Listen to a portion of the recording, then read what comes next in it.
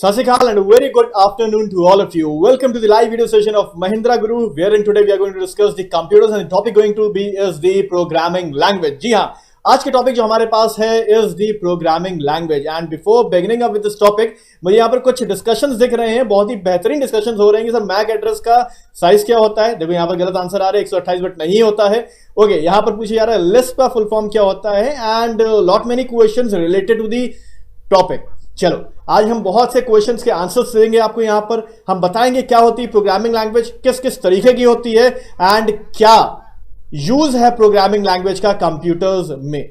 वही इस्तेमाल है, वही इंपॉर्टेंस है, वही सिग्निफिकेंस है जो हमारी और आपकी लाइफ में होता है किसी भी एक लैंग्वेज का. तो चलो एंड यहां पर सासिकाल. ओके, सासिकाल टू ऑल. चलो वापस चलते towards the topic and programming language. सबसे पहला क्वेश्चन हमारे सामने आता है, व्हाट इज अ लैंग्वेज. इसका जो आंसर दिया गया है वो दिया गया है in context to the computer environment. मगर मैं आपसे जानना चाहूंगा कि आपके हिसाब से या मेरे हिसाब से या किसी भी लेमन के हिसाब से व्हाट इज अ लैंग्वेज, क्या होती है लैंग्वेज. चलो देखते हैं कितने लोग इसका आंसर कर पाते हैं. इसकी कोई डिफाइंड डेफिनेशन मैं नहीं पूछ रहा हूं यहां पर. I am just asking your views about the language. क्या होती है लैंग्वेज, क्या महत्व है, क्या सिग्निफिकेंस है, क्या इंपॉर्टेंस है लैंग्वेज का हमारी और आपकी लाइफ में. फिर हम हेड करेंगे towards the importance of language in a computer environment. चलो जल्दी बताओ, अगर लैंग्वेज ना होती तो क्या होता और कितने प्रकार की लैंग्वेजेस के बारे में आप जानते हैं. चलो एक Q&A राउंड जल्दी से खेल लेते हैं. What is the significance of a language in our daily life. चलो बता दो मुझे, कम ऑन क्विक. देखो कंप्यूटर सब्जेक्ट इज सब्जेक्ट, यहां पर एक Q&A के द्वारा हम काफी कुछ सीख सकते हैं. कुछ भी प्रैक्टिकल यहां पर हम नहीं कर रहे, we are just discussing over here. तो बताओ मुझे कि what is the significance of language in computing environment. What is the significance of language in our daily life. No worries if you are late, बस 5 minute हुए session को शुरू हुए. Interaction between systems. Okay, यहां पर एक answer आ रहा है कि इंटरेक्शन बिटवीन सिस्टम. ओके, अगर मेरी लाइफ में से या आपकी लाइफ में से लैंग्वेज टर्म हटा दी जाए तो क्या होगा. Simple sir, communication won't be possible. Communication नहीं हो पाएगा या हम लोग क्या नहीं कर पाएंगे, एक नोड से दूसरे नोड पर कम्युनिकेट या डेटा या मैसेज को स्प्रेड नहीं कर पाएंगे, ट्रांसमिट नहीं कर पाएंगे. चलो एक काम करते हैं, वो लैंग्वेजेस के नाम बता दो जिसके बारे में आपके पास जानकारी है या जिसके बारे में आप जानते हैं. वो कौन कौन सी लैंग्वेजेस हैं. जी हाँ, वो है आपकी. ओके, आप यहां पर पॉइंट आउट करेंगे हिंदी को, संस्कृत को, पंजाबी को, इंग्लिश को, फ्रेंच को, एक्सेट्रा एक्सेट्रा एक्सेट्रा. मगर इसके अलावा भी बहुत सी लैंग्वेजेस होती हैं. लैंग्वेज को अगर कोट करूं मैं यहां पर, तो language is simply a medium through which you can transmit, through which you can exchange data और information और messages. तो बस इतना है लैंग्वेज, और यही सिग्निफिकेंस इसका कंप्यूटर्स में भी है. Now heading towards the computer topic. अब कंप्यूटर एनवायरनमेंट पे अगर बात करें व्हाट इज लैंग्वेज, तो एक बार देख लेते हैं. A computer language is a set of symbols and rules used in constructing program called syntaxes. देखिए कंप्यूटर्स में भी उतना ही सिग्निफिकेंस है जितना एक आम लाइफ में होता है. लैंग्वेज का काम होता है मैसेज को या डेटा को एक अंडरस्टैंडेबल फॉर्म में ट्रांसमिट करना या एक्सचेंज करना. जब मैं बात करता हूं कंप्यूटर्स की, तो मेरे पास एक क्वेश्चन आता है और इस क्वेश्चन का आंसर मेरे ख्याल से एक 4th या एक 2nd स्टैंडर्ड के स्टूडेंट के पास भी होगा. एंड द क्वेश्चन इज, बताओ मुझे the native language of a computer system. बस इसी तरीके से हम सीखते चलेंगे क्वेश्चन आंसर राउंड से. The native language of a computer system is dash. देखते हैं कितने लोग सही आंसर करते हैं. The native language of a computer system is dash. देखते हैं how many of you are aware of the answer. The native language of a computer system of a digital system is dash. अभी तक सही answer नहीं आया हमारे पास. Okay, बहुत से लोग यहां पर आंसर करने की कोशिश कर रहे हैं मगर थोड़ा गड़बड़ा रहे हैं. Okay, Riyaz sir, I think you are the first one to answer. Sir binary. Binary is the native language of a computer system. Binary is also known by the name machine level language. Binary is also known by the name digital language. Binary is also known by the name native language of a digital system. ध्यान रखिएगा, binary के कई name होते हैं. For example मैं यहां पर लिख सकता हूं डिजिटल लैंग्वेज. बाइनरी को नेटिव के नाम से भी जानते हैं, नेटिव लैंग्वेज. एंड जी हाँ, बाइनरी को एक और नाम से जाना जाता है and that is the ML और मशीन लेवल लैंग्वेज. ध्यान रखिएगा, बाइनरी वो लैंग्वेज है जो एक सिस्टम समझता है. और जब मैं बाइनरी की बात कर रहा हूं तो 0 and 1.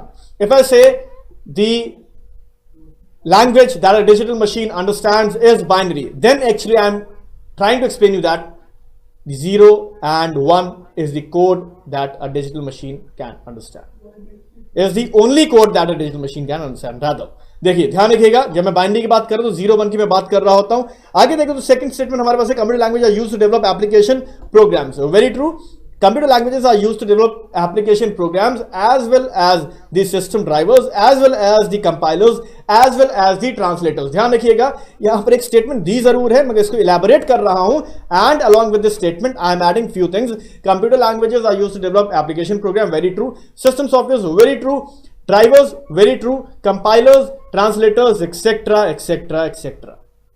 Even the kernel of operating system is developed using the languages. And anything, एक अगर इसको मैं एक स्टेटमेंट में दूं, anything developed in a computer or anything developed rather in a digital environment takes or makes use of the language. Binary language की बात करता हूं 0 1 की, डिफिकल्ट है. उससे आसान की बात करूं, वी हैव असेंबली लैंग्वेज, और उससे आसान की बात करूं तो we have high level language. चलो, heading towards what is algorithm. क्या होता है एल्गोरिथम? ओके, अब यहां पर अनुराधा गुप्ता मैम डिस्कस कर रहे हैं कंपाइलर, उसके बाद इंटरप्रेटर के भी डिस्कशन हो रहे हैं. हम सबके बारे में बताएंगे. बस अभी जिस पर हम कंसंट्रेट कर रहे हैं, let's have a Q&A round. Let's play with these questions. Okay, मुझे बताओ what is an algorithm. Simple है सर. एल्गोरिथम का मतलब होता है step by step process, step by step procedure that is used to derive a specific output. Simple, as simple as that. Algorithm का मतलब है स्टेप बाय स्टेप प्रोसेस और procedures used to derive a specific output. इतना होता है आपका क्या, algorithm की डेफिनेशन. अगर ये हाई लेवल लग रहा है, अगर ये बाउंसर जा रहा है, तो इतना समझ लीजिए किसी भी रिजल्ट को, किसी भी स्पेसिफिक रिजल्ट को अगर आप चाहते हैं तो उसके लिए कुछ स्टेप्स को फॉलो करना पड़ेगा. उन स्टेप्स को या उन प्रोसीजर्स को या उन कलेक्शन ऑफ स्टेप्स और प्रोसेस ऑफ प्रोसीजर्स को हम लोग एल्गोरिथम के नाम से जानते हैं. जी हाँ, द फ्लो ऑफ एग्जीक्यूशन. इस बात को ध्यान रखिएगा. For example if say I have to clear the IBPS, I have to clear the SBI, तो उसके लिए क्या करना पड़ेगा? मेहनत करनी पड़ेगी, पढ़ना पड़ेगा, एग्जाम देने जाना पड़ेगा, एग्जाम को क्लियर करना पड़ेगा. अगर इसको एक एग्जीक्यूशन प्रोसेस पे लगा दें या स्टेप बाय स्टेप पे लगा दें, वन आफ्टर द अदर, तो ये बन जाता है आपका एक एल्गोरिथम. अगर आपको यहां से दिल्ली जाना है, अगर दिल्ली से मुंबई जाना है, तो उसमें भी आपके एक पैसिव एल्गोरिथम्स इन्वॉल्व होती हैं. आप घर से निकलेंगे, you will hire taxi, you will move to the airport, airport से आप एक क्राफ्ट की मदद से अपनी डेस्टिनेशन पहुंचेंगे, फिर वहां से टैक्सी करेंगे and so. This is actually a specific algorithm जो आपको दिल्ली से मुंबई या वाइस वर्सा से किसी भी लोकेशन पर लेकर जाती है. आई होप कि algorithm is clear. Is the definition of algorithm, is the algorithm clear to you all? I hope it is. आगे बढ़ते हैं. Next we have what is a flow chart. Flow chart क्या होता है? Okay, flow chart मेरे ख्याल से नाम is sufficient. The name is itself sufficient to describe what is a flow chart. Flow chart का मतलब होता है flow of what? Flow of data and instruction. जब मैं बात करता हूं फ्लो चार्ट की, तो मैं बात कर रहा होता हूं किसके फ्लो की? Flow of data and instructions. इन दोनों के फ्लो की बात कर रहा होता हूं. Algorithm can be graphically represented using what? Using a flow chart. एक बार इसकी डेफिनेशन देख लेते हैं. सेकेंड एंड थर्ड स्टैंडर्ड और फोर्थ स्टैंडर्ड के स्टूडेंट को भी इसकी डेफिनेशन क्लियर होगी. चलो एक बार देख लेते हैं. A popular logical tool use for showing an algorithm in graphical form. बस इतना.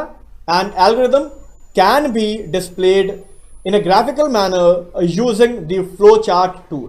फ्लो चार्ट टूल में कुछ चीजें जानने वाली हैं, कुछ ऐसे टूल्स इसके अंदर जिसका इस्तेमाल किया जाता है क्या करने के लिए? रिप्रेजेंट करने के लिए एग्जीक्यूशन को, रिप्रेजेंट करने के लिए आपके इफ स्टेटमेंट्स को. इफ का मतलब यहां पर लॉजिकल स्टेटमेंट्स को या फिर कंडीशंस को. एक बार देख लेते हैं. Though I don't hope these type of questions in the examination, but क्योंकि हम बेसिक से बात कर रहे हैं तो हम लोग एक बार इसको देखना जरूरी है. The start and and of the flow chart is defined using an oval box. An oval box represents a start or end point of the flow chart or of the execution. आगे बढ़े. Okay, यहां पे रियाज sir कह रहे हैं sir आप second या third class बोलकर हमारा कॉन्फिडेंस लो ना करें. यहां पर ये कॉन्फिडेंस लो करने के लिए नहीं कहा जाता, यहां पर इसलिए कहा जाता है ताकि आप बूस्टअप हो एंड आप उनसे ज्यादा बेहतर करें। आई नो कि ये कंप्यूटर एक ऐसा सब्जेक्ट है जो बहुत रेयर केस में हम लोग पढ़ते हैं, एंड ये भी एक सच्चाई है कि हमसे ज्यादा नॉलेज एक छोटी स्टैंडर्ड के बच्चे या बच्चा रखता होगा, मगर यहाँ पर ये आपको डिमोरलाइज करने के लिए नहीं है। Need not worry Riyaz sir, this is not for demoralizing you, rather हम आपको बूस्टअप करना चाहते हैं। चलो आगे बढ़ते हैं। Yes Riyaz sir, now that is the actual spread which is required. Okay, arrows क्या दिखाते हैं? A line is a character that shows relationship between representative shapes. अगर लाइन की बात करें या एक एरो की बात करें तो एरो क्या होता है? सिर्फ और सिर्फ फ्लो ऑफ डेटा को दिखाने के लिए एरो का इस्तेमाल किया जाता है। आगे बढ़ते हैं। इनपुट आउटपुट और the box used for displaying the input output in a flow chart is actually a parallelogram. एक पैरेललोग्राम का इस्तेमाल करते हुए हम लोग इनपुट या आउटपुट डिस्प्ले करते हैं। Then after we have a rectangular box which defines a process. For example if I say a is equal to 5, now this will be actually represented using what? Using what? Using an input output or a process box? Now tell me, it depends.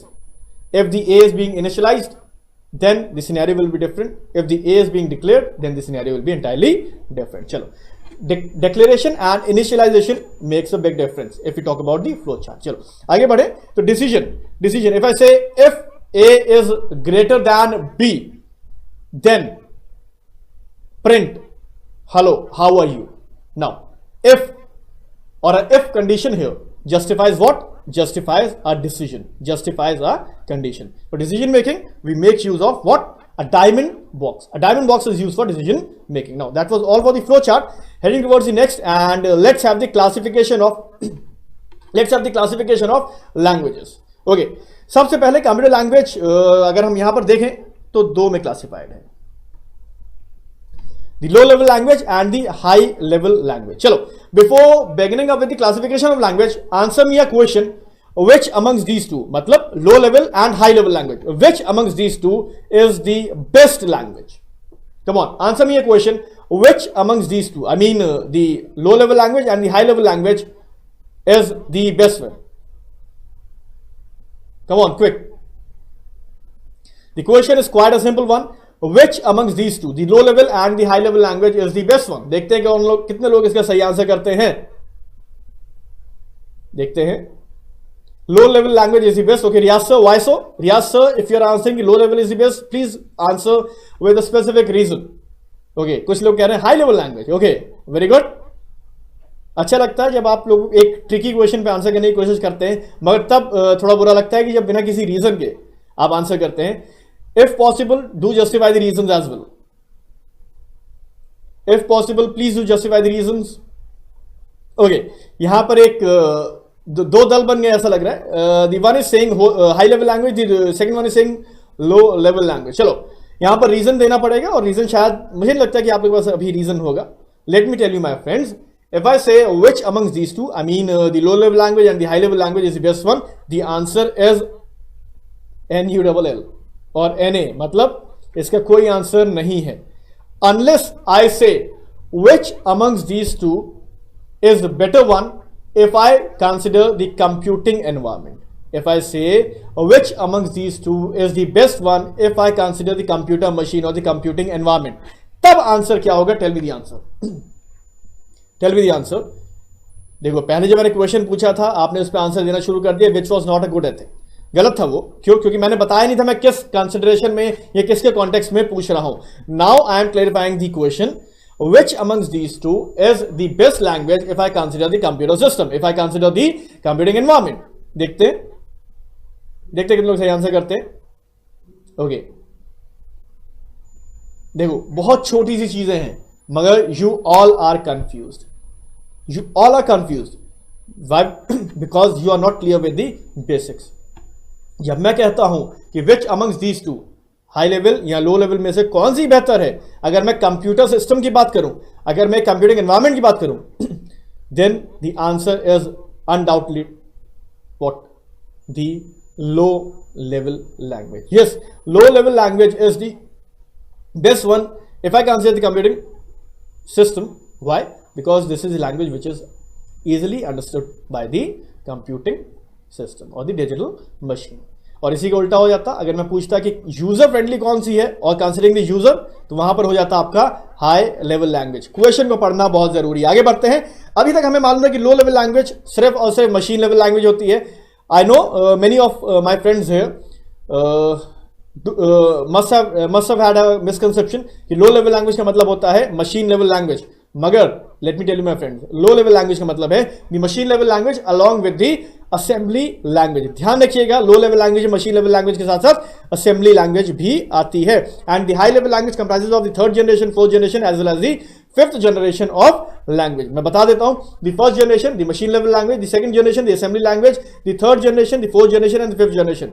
These three, the last three generations are headed under the high level languages। तो इस बात को clear कर लेते हैं कि लो level language में आपका मशीन लेवल लैंग्वेज के साथ साथ असेंबली लैंग्वेज भी आती है। Low level language machine dependent, close to hardware, should have hardware knowledge to write a program. चलो my friends, now it's your time again to answer. Now What do you mean by machine dependent? Machine dependent होने का मतलब क्या होता है? Okay, अभी compiler interpreter की तरफ मत बढ़िए, हम उसको भी डिस्कस करेंगे, सो नीड नॉट वरी। मुझे अभी बताइए, what do you mean by machine dependent? If I से XYZ is a language which is machine dependent by nature, तो इसका मतलब क्या आता है? कम ऑन, देखते हैं कितने लोग इसका आंसर कर पाते हैं। इफ आई से XYZ is a language which is actually machine dependent, then what do you mean by being machine dependent? देखते कितने लोग सही आंसर कर पाते हैं। Okay, specific kind of PC. Okay Riyaz sir, I think you are the first one to answer again. Specific type of PC आपका मतलब क्या है? काफी क्लोज है आप। I think if you will try again you will definitely hit the bingo. मुझे बताओ रियाज sir, cross platform. ओहो रियाज सर, कुछ गलती हो गई, क्रॉस प्लेटफॉर्म को क्रॉस कीजिए, गलत लिख दिया आपने। ओके, मैं बताता हूं, मशीन डिपेंडेंट होने का मतलब होता है any program designed using the low level language और द मशीन लेवल लैंग्वेज और the assembly level language can run only on a specific system. Say I have written code in a P3 system using machine level language or assembly language. In that case, the code or the program will only run on a P3 system. It will not run on the P4, it will neither run on the P2. ध्यान में रखने वाली बात है कि machine dependent होने का मतलब होता है कि जिस भी हार्डवेयर कॉन्फ़िगरेशन पे मैंने वो कोड लिखा है मशीन लेवल लैंग्वेज को या लो लेवल लैंग्वेज को यूज करते हुए, तो उसी कॉन्फ़िगरेशन पर, उसी सेम कॉन्फ़िगरेशन वो कोड रन होगा. That is why the machine level language or the assembly language is known as the machine dependent. क्योंकि जिस कॉन्फ़िगरेशन में लिखा वो कोड होता था उसी कॉन्फ़िगरेशन पे ये एग्जीक्यूट होता था. Close to hardware, yes close to hardware. Why? Because low level language को ट्रांसलेट करने के लिए हमें कोई स्पेसिफिक ट्रांसलेटर की जरूरत नहीं पड़ती unless we consider the assembly language. Assembly language को ट्रांसलेट करने के लिए हमें एक ट्रांसलेटर की जरूरत पड़ती थी and the translator was known as an assembler. Should have hardware knowledge to write a program. Low level language का ये एक ड्रॉबैक था कि अगर आपको लो लेवल लैंग्वेज में कोड करना है तो you must be aware of the hardware used. क्यों? क्योंकि hardware understands only 0 and 1 and every specific hardware has a different code. तो इस बात की जानकारी होना जरूरी था कि किस प्रकार का हार्डवेयर को इस्तेमाल किया गया है. And tell me my friends, अगर आपको एक नंबर याद रखना हो, से द नंबर इज, अगर एक नंबर है, से द नंबर है 6857, क्या इसको याद रखना आसान होगा या इसका बाइनरी इक्विवेलेंट? मान लेते हैं द बाइनरी इक्विवेलेंट इज, मान लेते हैं थोड़ी देर के लिए, this is the binary equivalent of 6857. किसको याद रखना आसान होगा? Tell me, answer me. और इसका आंसर बहुत ही सिंपल सा है, ज्यादा वक्त नहीं इसमें हम देंगे आपको. 6857 को याद रखना ज्यादा आसान है कंपेयर टू 011 वाला. मतलब बाइनरी लैंग्वेज में लिखा हुआ कोड समझना या याद करना या लिख पाना ज्यादा टफ था कंपेयर टू अ डेसिमल और compare to a high level language code. तो इस बात को समझने की जरूरत है कि किस लिए आपको मशीन लेवल लैंग्वेज या असेंबली लैंग्वेज को त्यागना पड़ा. मतलब रेगुलर कोडिंग के लिए त्यागना पड़ा. आज भी हम लोग मशीन लेवल लैंग्वेज या असेंबली लैंग्वेज का इस्तेमाल करते हैं. आगे बढ़ते हैं.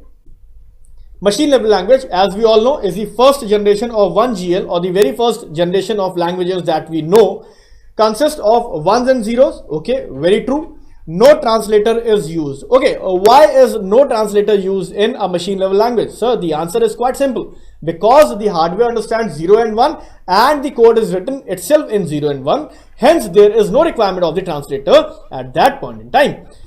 Difficult to write and modify, बताया था अभी. 6857 को याद रखना आसान है compared to the binary equivalent. Machine dependent, शुरू में ही बताया था. इस पॉइंट में अगर कोई प्रॉब्लम हो तो raise your hand and tell me कि किस पॉइंट में दिक्कत है. Definitely I will explain the point. Magar, before that, answer me, what do you mean by 1 and 0 in binary? What does 1 stands for and what does 0 stands for? Tell me.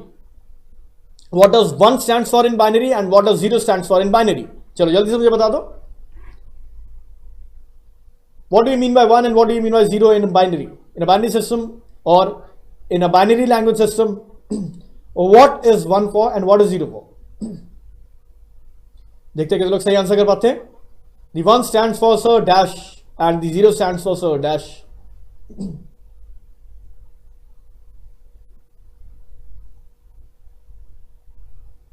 Okay, यहाँ पर एक question आ रहा है कि सब first और second में user को लेवल कैसे समझ आती है. मैं बताता हूं आपको. What is the difference between machine level language and assembly language. Need not worry, वो भी बताएंगे. Okay, very good.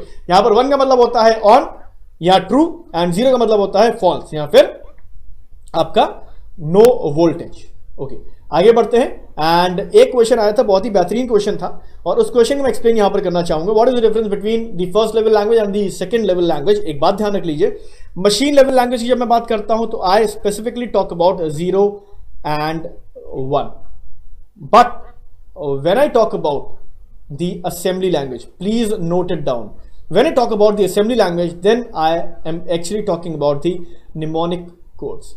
I'm talking about what? I'm talking about the mnemonic codes. Yes, these are specific codes. Let me write down few of the mnemonic codes. Assembly language and the mnemonic codes. We have add as a mnemonic code, we have sub as a mnemonic code, we have move as a mnemonic code. Now, what are these mnemonic codes used for?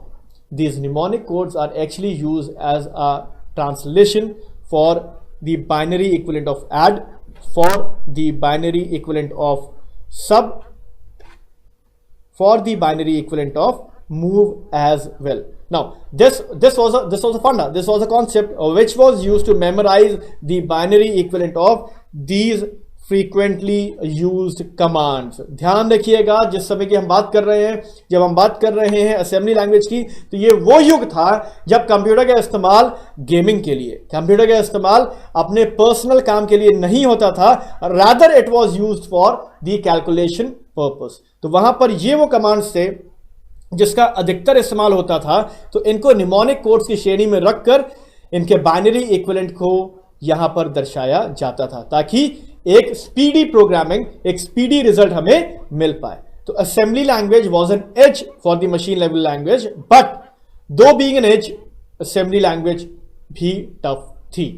तो इसलिए assembly language और machine level language से इतना फर्क था कि assembly language made use of the mnemonic codes and the machine level language made use of 0 and 1. High level language देख लेते हैं. मशीन इंडिपेंडेंट होती है. कोड किसी भी मशीन पर लिखिए, चाहे i3 हो, चाहे i5 हो, चाहे i7 हो, चाहे p3 क्यों ना हो, वो किसी भी और मशीन पर चलने की कैपेबिलिटी और कैलिबर रखता है. Easy to write and modify. Why is it easy to write and modify? Because the high level language makes use of the simple grammar. Okay, because it makes use of the simple English grammar. आगे बढ़े. Does not need to have the knowledge of hardware. Hardware की knowledge होना जरूरी नहीं था because we are coding on an upper layer. हम ऊपरी layer पर कोडिंग करते हैं, ना कि निचली लेयर पर, इसलिए हार्डवेयर की नॉलेज होने की जरूरत नहीं है. ट्रांसलेटर्स एंड कंपाइलर्स इसका काम कर देते थे.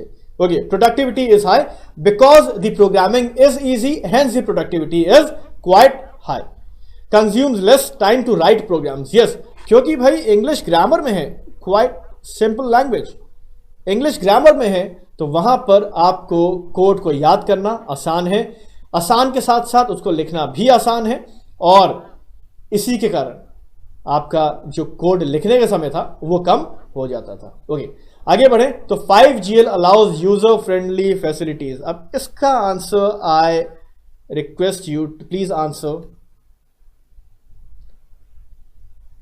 Y is it so? ऐसा क्यों लिखा हुआ है कि 5GL जो है आपका वो यूजर फ्रेंडली कोड्स लिखने में मददगार है? वाई इज 5GL और the 5th generation of language very useful in writing user friendly codes? Come on, answer me, come on, देखते हैं। 5GL के बारे में बताइए मुझे।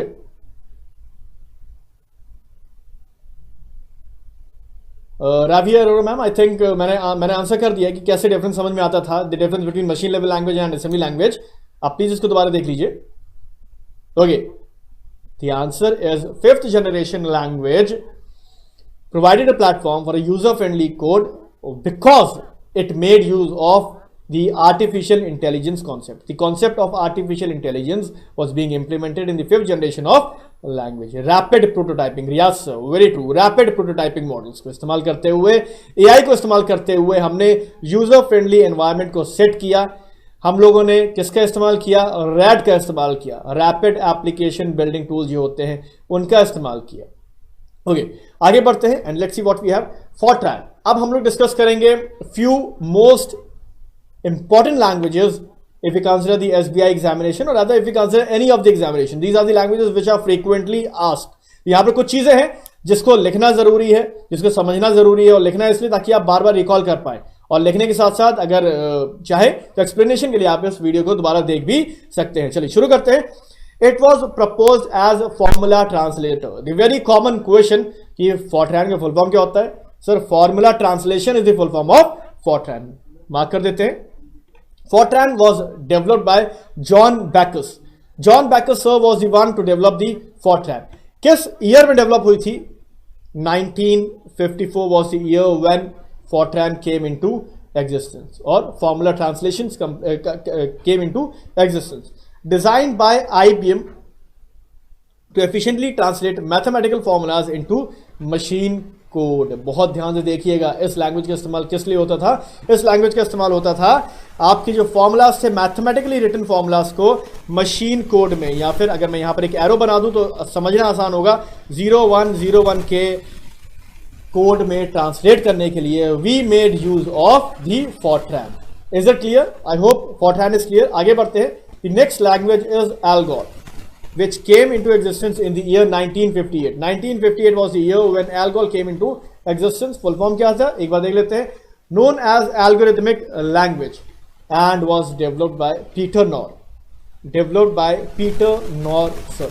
Algorithmic language used to define algorithms for a specific process. Used to define algorithms for specific results.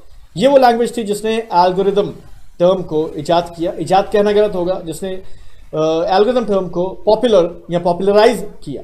आगे बढ़ते हैं towards the next language and we have the COBOL. देखो, कोबॉल, एल्गोल, Fortran, ये वो लैंग्वेजेस है जो अक्सर हमें एग्जाम में देखने को मिलती हैं। जी हाँ, जब बात करते हैं कोबॉल की तो हम बात कर रहे होते हैं एक कॉमन बिजनेस ओरिएंटेड लैंग्वेज। इसका मतलब कॉमन बिजनेस ओरिएंटेड लैंग्वेज की बात कर रहे होते हैं, एक ऐसी language which was designed for incoming, for upbringing the business environment.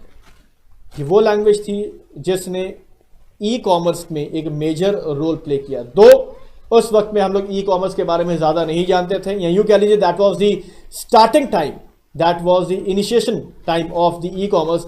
वहां पर इस लैंग्वेज ने बहुत ही मेजर रोल प्ले किया। ओके, यहां पर grace hopper sir was the one who developed COBOL. एक बात ध्यान रखिएगा, वेरी इंपॉर्टेंट टर्म है, ग्रेस हॉपर। ध्यान रखिएगा, ये ग्रेस हॉपर है, अक्सर लोग गलत प्रोनाउंस करते हैं, grasshopper. It's not grasshopper, it's Grace hopper.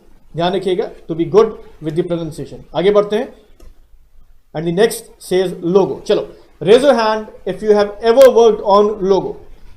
चलो, come on students, raise your hand if you have ever worked on Logo. कितने लोगों ने लोगो पे काम किया है? I myself has actually worked on logo when I was in I think second or third standard, I have worked on logo. Have you ever worked on logo? किसी को command याद है? किसी को याद है कमांड? Come on, देखते किसको याद है.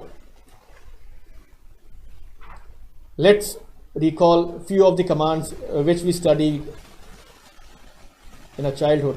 देखते हैं. लोगो बताओ भाई. Logic oriented, graphics oriented is actually the full form of Logo. अब मुझे यहां पर बता दो कि कोई ऐसा कमांड जो आपको लोगो पर याद आ रहा हो, या कोई ऐसी स्पेसिफिक चीज जो आपको लोगो के नाम से याद आ रही हो. नहीं याद आ रही? नो वरीज, मैं बताता हूं. How many of you can recall the turtle? A turtle was used while programming, while coding in logo. Yes, FD100, Shashank Shekhar sir. FD100 RT, okay good, very good. Forward का था, बैकवर्ड का था command, उसमें right का होता था, left का होता था, सेंटर का होता था. Logo was a language which was use as a graphic design tool, जिसका इस्तेमाल करते थे हम लोग टर्टल के द्वारा ग्राफिक्स को डिजाइन करने में. Commands use were LT, commands use were IT, commands use were for center, commands use were for backward, for forward as well. और हमें उन पिक्सल्स काउंट को देना पड़ता था जितना आपको टर्टल को आगे या पीछे या लेफ्ट या राइट मूव करना पड़ता था. ओके, तो उम्मीद करता हूं कई लोगों ने रिकॉल कर ली होगी. यहां पर आगे बढ़ते हैं और देखते हैं what we have next. Next is LISP और list processor. Any significance of list in today's environment? Is there any significance? Is there any use of Lisp in today's environment? देखते हैं कितने लोग इस बात को जानते हैं. यस सर, एरेज यहां पर अभी बात नहीं करेंगे, एरेज के बारे में जिक्र कर लेंगे, नीड नॉट वरी. एरेज क्या होता है तब तक आप उसके हमें डेफिनेशन बता दें. ओके सुधीर सर, अगर ऊपर से जा रहा है तो आई वुड रिक्वेस्ट कि एक बार विजिट सेशन देख लें, क्योंकि बहुत बेसिक से चल रहे हैं. एंड शायद इसलिए ऊपर से जा रहा है क्योंकि आपके शायद हो सकता है कि आपका टच कंप्यूटर्स उतना ना रहा हो. नीड नॉट वरी, बेसिक से ही है. आप चाहे तो यहां पर भी हमसे सीख सकते हैं. Okay, tell me my friends, list का कोई सिग्निफिकेंस, लिस्ट प्रोसेसर कुछ समझ में आ रहा है? नहीं समझ में आ रहा. ओके, अगर मैं कहूं रोबोटिक्स, ओके यहां पर आंसर आ रहा है पंकज सर की तरफ से. AI बेस्ड है सर, आर्टिफिशियल इंटेलिजेंस बेस्ड है. और आर्टिफिशियल इंटेलिजेंस बेस्ड है, अगर जिसको नहीं भी मालूम तो वो देख सकते हैं, जॉन मैकार्थी साहब का लिखा हुआ है, who is actually a reputed father of AI, artificial intelligence. तो आप मुझे बता सकते हैं कि लिस्ट की बात करता हूं या मैं बात करता हूं किसी और लैंग्वेज की जो AI से जुड़ी हुई है, तो कुछ समझ में आता है? जी हाँ, समझ में आता है. क्या समझ में आता है? This is a language which is use for the automation of system. List हो गया. इसके बाद और कोई लैंग्वेज जो ऑटोमेशन के लिए इस्तेमाल की जाती है AI में? चलो मुझे बताओ कोई और language else apart from list जिसका इस्तेमाल किया जाता है. देखते हैं, लिस्ट के अलावा कोई और लैंग्वेज जिसका इस्तेमाल किया जाता है ऑटोमेशन में. List processor is a full form of list. ठीक है, देखते हैं कि लोग सही आंसर कर पाते हैं. एक लैंग्वेज और होती है, देखते हैं. हाँ, अभी भी आंसर नहीं आ रहा. The very important language list के अलावा.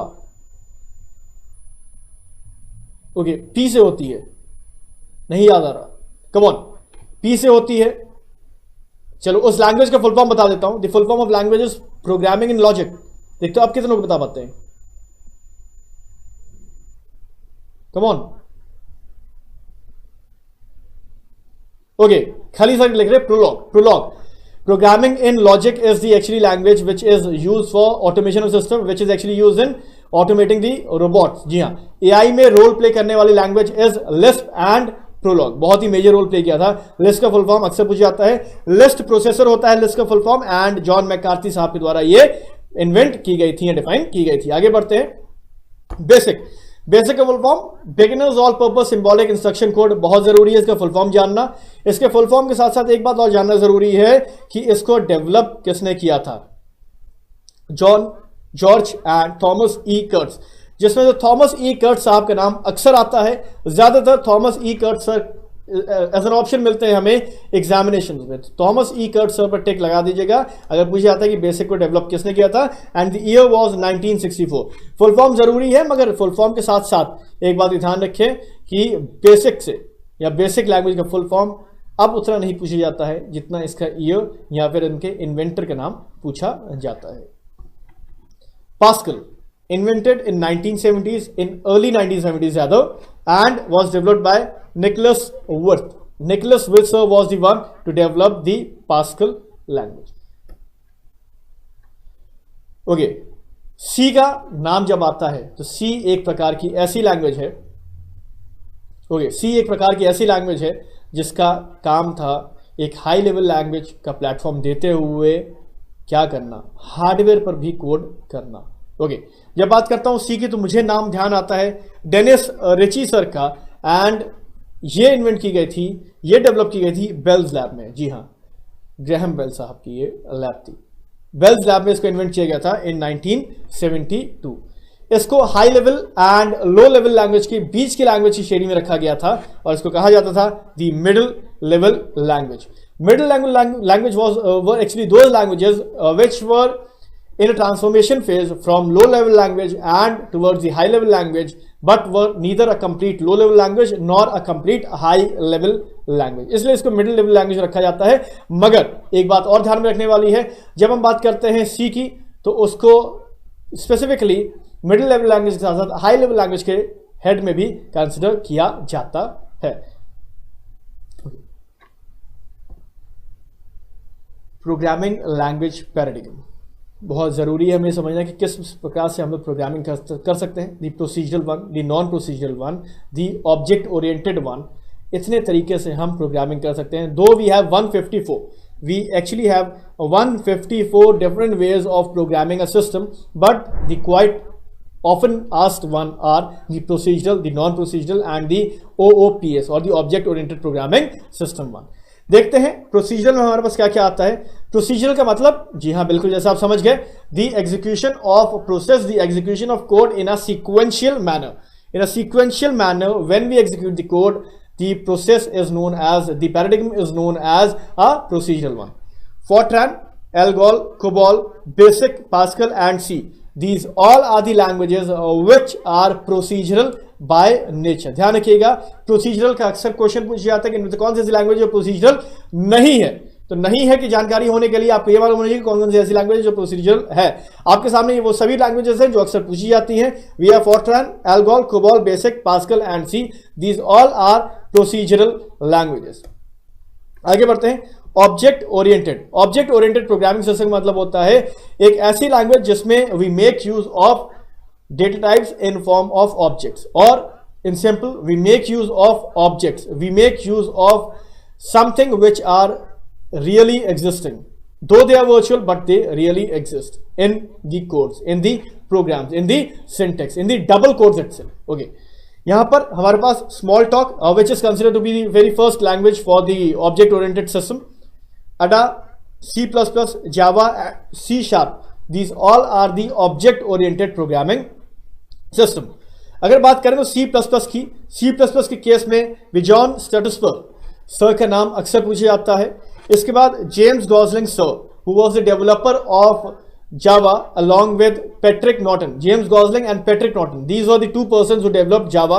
इन दोनों के नाम भी आपको जानना जरूरी है। दो आपके पास ऑप्शन में से वो सिर्फ जेम्स गॉसलिंग साहब का नाम होगा, मगर जेम्स गॉसलिंग साहब along with Patrick Norton developed the Java language। आगे बढ़ते हैं। Non procedural hypertext markup language, Java server pages और GSP platform, ASP platform and SQL, these are actually the non procedural languages। ये non procedural है। यहां पर ये execution hit करता है आपके सर्वर के रिक्वेस्ट के हिसाब से, सर्वर रिक्वेस्ट के हिसाब से यहां पर एग्जीक्यूशन होता है, ना कि डिफाइंड प्रोसीजर के हिसाब से। आगे बढ़ते हैं। Translator. Now what is a translator? Come on, क्या काम करता है ट्रांसलेटर? कितने तरीके के ट्रांसलेटर्स होते हैं? We are towards the end of the session. Now let's have a Q&A round. कितने प्रकार के ट्रांसलेटर्स होते हैं हमारे पास? How many different types of translators are available in a programming environment? देखते हैं कि तो लोग सही आंसर कर पाते हैं। Come on।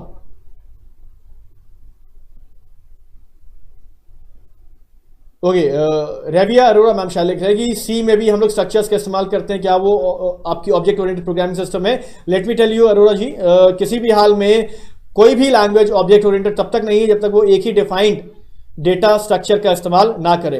अगर आप स्टडी करेंगे तो जावा को भी हमने प्योर ऑब्जेक्ट ओरिएंटेड में नहीं रखा है। Java is actually partially oriented object oriented language रहता, ठीक है। इस बात को ध्यान रखिएगा, हर वो लैंग्वेज जो आपको एक डिफाइंड डेटा स्ट्रक्चर को फॉलो करते हुए दिखे, एक सिंगल डेटा स्ट्रक्चर को फॉलो करते हुए दिखे, वो आपकी उसमें आती है।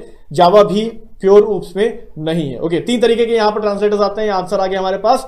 The first one is dash, the second one is dash and third one is dash. देखो, जब मैं बात करता हूं ट्रांसलेटर के, तो मैं बात कर रहा हूं तो एक ऐसे सॉफ्टवेयर प्रोग्राम की, ध्यान रखिएगा, a translator is a software program which is used to translate a source code into the object code in case of object oriented system, or we can say a source code is translated into what, into the low level or the computer understandable code. एक translator का काम होता है आपकी high level language को लो level language में translate करना, as simple as that. इससे ऊपर इससे नीचे और कुछ भी नहीं, मगर the ways are different। जब मैं बात करता हूं असेंबलर की, तो असेंबलर एक ऐसा ट्रांसलेटर है जिसका काम होता है सिर्फ और सिर्फ असेंबली लैंग्वेज को मशीन लेवल लैंग्वेज में, असेंबली लैंग्वेज को मशीन लेवल लैंग्वेज में ट्रांसलेट कर देना।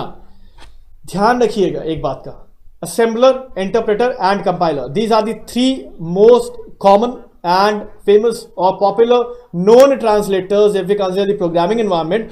एक बात का ध्यान रखिएगा, ओके, एक बात का ध्यान रखिएगा यहां पर, वो बात यह है कि जब मैं बात करता हूं असेंबलर की, तो खुद ब खुद बताता है कि assembler is a program, is actually a translator that is used to translate assembly language into machine level language. Assembly language को मशीन लेवल लैंग्वेज में ट्रांसलेट करने का काम होता है आपके असेंबलर का। कन्वर्ट्स निमोनिक्स, अगर एक बार और देखना चाहें हम लोग यहां पर, converts mnemonics into machine codes. Mnemonic code जो कि असेंबली लैंग्वेज के अंदर पाए जाते हैं, उसको मशीन लेवल लैंग्वेज में ट्रांसलेट करने का काम करता है आपका असेंबलर। एक बात ध्यान रखिएगा, एक क्वेश्चन अक्सर आता है कि इनमें से कौन सी ऐसी लैंग्वेज है जो निमोनिक कोड का इस्तेमाल करती है। Assembly language is the language which makes use of the mnemonic codes. आगे बढ़ते हैं। Interpreter is a translator that goes through the process of translation every time the program is run. कुछ समझ नहीं आया, एक बार आगे बढ़ते हैं। Interpreter, it is found running some versions of basics where it translates one line of the program at a time। मतलब जो आपके सामने 4 लाइंस लिखी थी, उसमें एक स्टेटमेंट बहुत ही जरूरी था, one line at a time। एक बात ध्यान रखिएगा, पूछा जाता है कौन सा ऐसा ट्रांसलेटर है which translates a line by line program, तो वो है आपका इंटरप्रेटर। ओके रियाज सर, आप जेवीएम में क्या पूछना चाहते हैं, जावा वर्चुअल मशीन में क्या पूछना चाहते हैं, एक बार मुझे क्लियर कर दें तो मैं उसको आंसर करने की कोशिश करूंगा। Okay, in case of N interpreter the translation is done line by line translation is done by N interpreter. Interpreter क्या है? अ software programme, a translator that translates a code line by line, and the opposite, the contrary to interpreter is the compiler translates the entire program at once, and after translation is it actually gives the bugs, it actually gives us the error. So line by line translation is done by the interpreter, complete translation at a time is done by the compiler, and the translation of assembly language to machine level language is done by the assembler। अब इस बात को ध्यान रखना जरूरी है, मुझे लगता है कि क्लियर है। आगे बढ़ते हैं। What is a programming error? क्या होती है प्रोग्रामिंग एरर? प्रोग्रामिंग एरर होती है कई प्रकार की। प्रोग्रामिंग एरर हमसे हो सकती है, हमसे मतलब एक प्रोग्रामर से हो सकती है।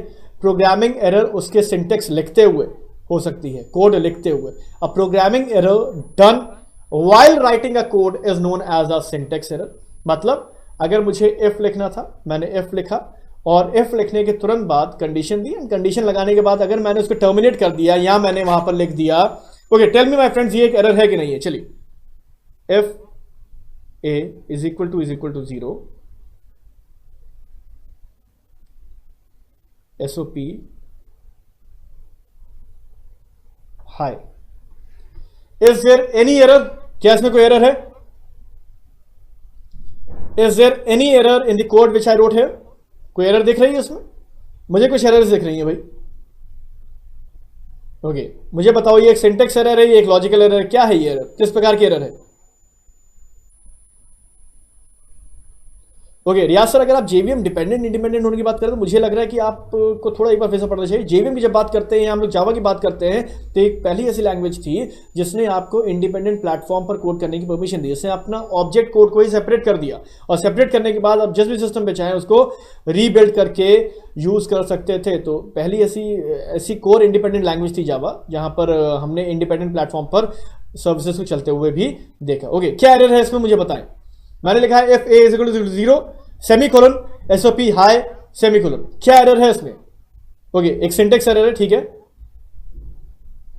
कोई बात नहीं।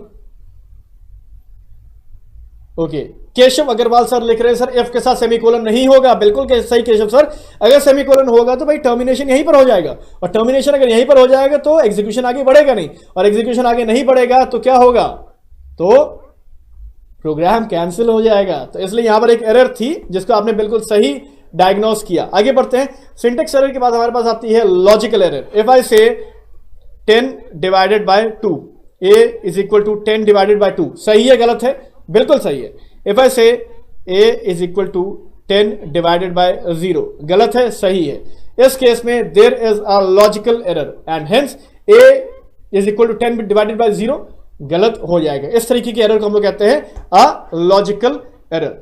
जो सिंटेक्स एरर होती है ये कंपाइल टाइम पे होती है, एंड जो आपकी लॉजिकल एरर होती है इसको डायग्नोस किया जाता है रन टाइम पे। ध्यान रखिएगा, compile time and run time दो अलग अलग चीजें हैं। कंपाइल टाइम वो टाइम होता है जब आपका कंपाइलर, इंटरप्रेटर या कोई भी ट्रांसलेटर आपके कोड को पढ़ रहा होता है और इसमें सिंटेक्स ओरिएंटेड गलतियां ढूंढ रहा होता है। एंड रन टाइम वो टाइम होता है जब आपका कंपाइल टाइम फिनिश हो चुका होता है और प्रोग्राम एग्जीक्यूशन के लिए तैयार होता है, तो वो होता है आपका क्या, रन टाइम एरर।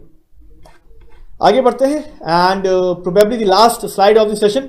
डिबगिंग क्या होती है? Performs line by line execution. पहली बार डिबगिंग का मतलब होता है to debug, to define, to specify the bugs in a program. Used to fix bugs in a program. Used to fix bugs in a program is the process known as debugging.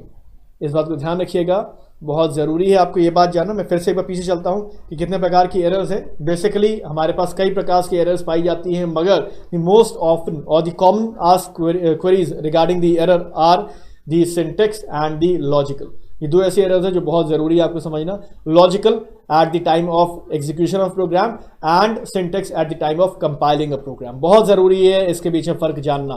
Compile करने का मतलब होता है जब आपका system, आपका translator उस programme को सिंटेक्स एरर के लिए सर्च कर रहा होता है, और अगर आपका प्रोग्राम पास हो जाता है तो वो बढ़ता है एग्जीक्यूशन के लिए, वो बढ़ता है रन होने के लिए।